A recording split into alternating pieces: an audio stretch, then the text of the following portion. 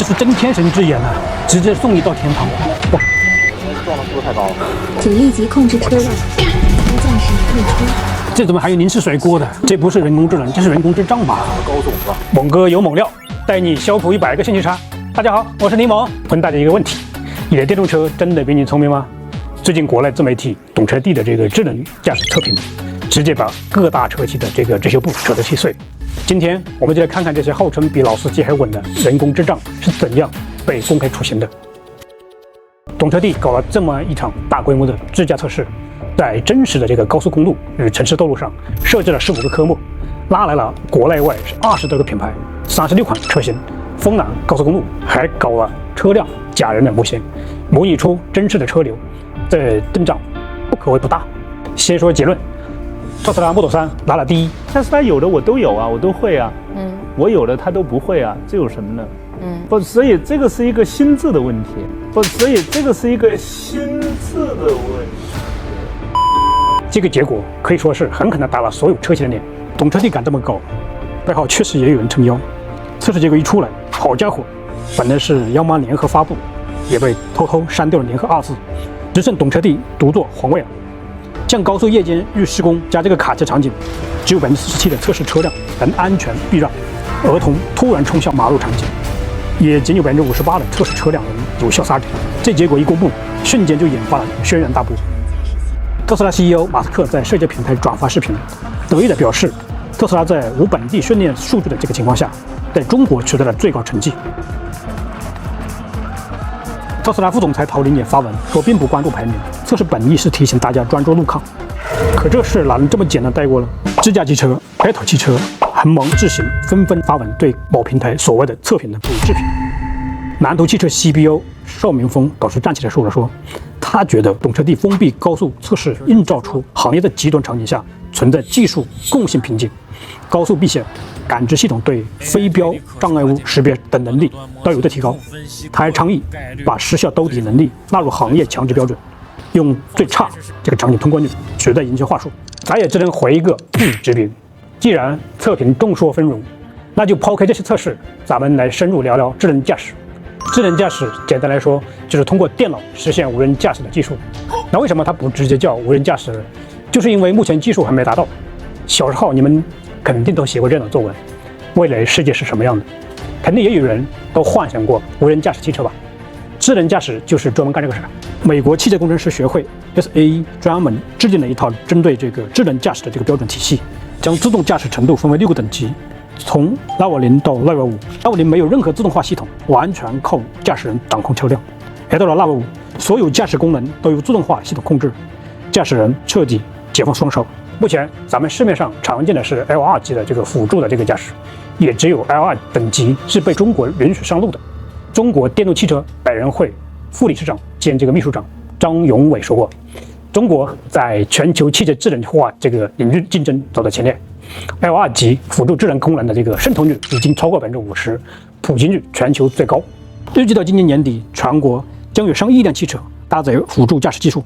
但是 L2级的这个辅助驾驶也有它的局限性，在一些罕见或极端场景下，它的表现就不太稳定了，甚至可能会失效或做出错误的判断。就像这次懂车帝测试里的这个高速夜间遇施工加卡车场景，对很多车辆的辅助驾驶系统来说就是一个大挑战。而且有些驾驶员过度依赖于这个辅助驾驶，开车时玩手机、睡觉，双手离开方向盘，可以说是把生命交给扔骰子。从系统架构来看，智能驾驶分为感知层、决策层和控制层。感知层就像人的眼睛和耳朵，用来完成对车辆周围环境的感知识别，获取并处理环境信息。汽车自动驾驶常用的传感器有摄像头、激光雷达等等，激光雷达也一直是小米的卖点。决策层呢，是智能驾驶真正发挥威力的地方，就像人开车时要思考自己在哪里，周边环境如何，接下来会发生什么，该做什么一样，积极地回答这些问题。决策层分为认知理解和决策规划2步，先根据感知层收集的信息，对车辆自身精确定位，对周围环境准确判断，预测接下来可能会发展情况，规划下一步行动，让无人驾驶产生安全合理的驾驶行为，再把信息发给控制层。控制层离不开和拆载控制系统的深度集成。真正的自动驾驶要通过线控技术实现电子制动、电子驱动和电子转向。控制车辆响应，保证控制精度，跟踪目标车速和路径等，也就是一些真正的细活。除了智能驾驶的这个级别和架构，它的发展历程也是相当的精彩，可以说是各个国家之间的这个技术的一个战争。早在上世纪，美国卡内基梅伦大学研制的 Novalab 系列这个智能车和意大利的 Argo 实验车就很有代表性。中国在85和95计划时支持了专用的这个地面机器人系列研究，代表了当时国内无人驾驶车辆技术的先进水平。2004年到2007年，美国举办的3届 DARPA 无人驾驶挑战赛，对无人驾驶车辆技术发展起到了极大的推动作用。2009年开始，中国每年举办一届中国智能车未来挑战赛，促进了国内无人驾驶技术的研发和产业化应用。2014年 SAE 考考你们这是什么？就是我们前面提到的美国汽车工程师学会，他们制定了首套自动驾驶分级标准。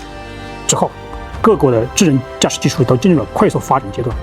2006年，瑞士推出自动驾驶巴士的这个公共交通服务2017年，百度宣布了阿法罗项目。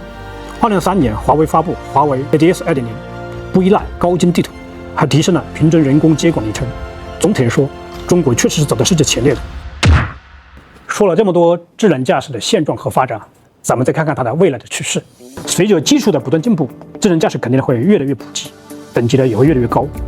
为了 L3 及以上级别的自动驾驶有望成为主流。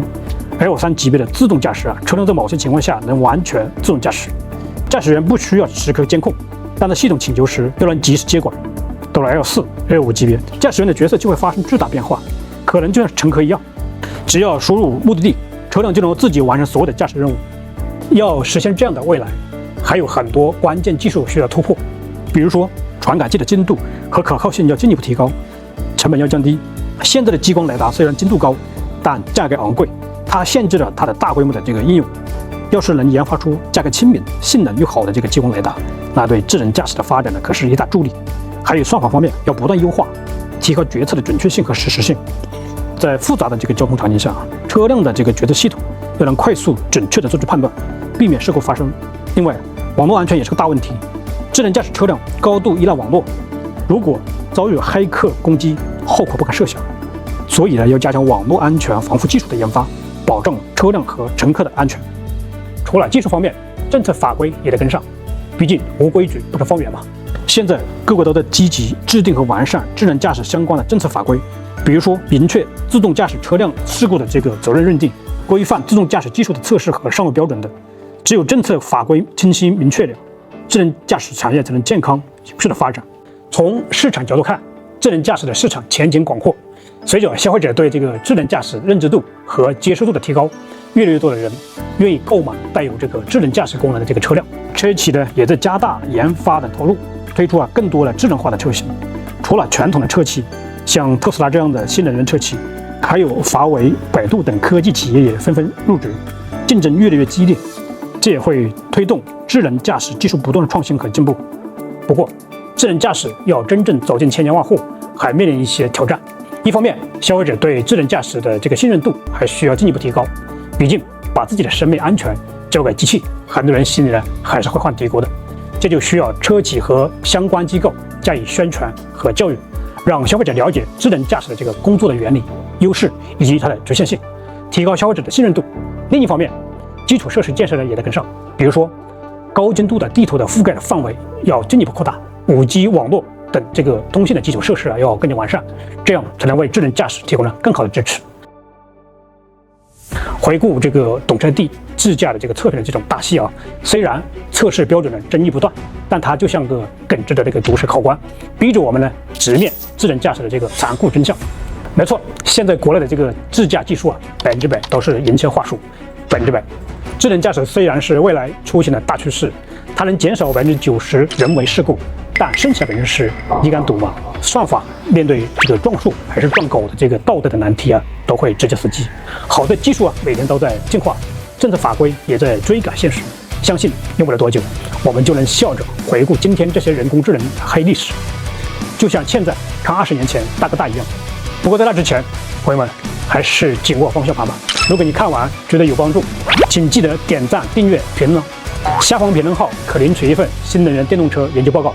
我是猛哥，带你消除100个信息差。我们下期再见，拜拜。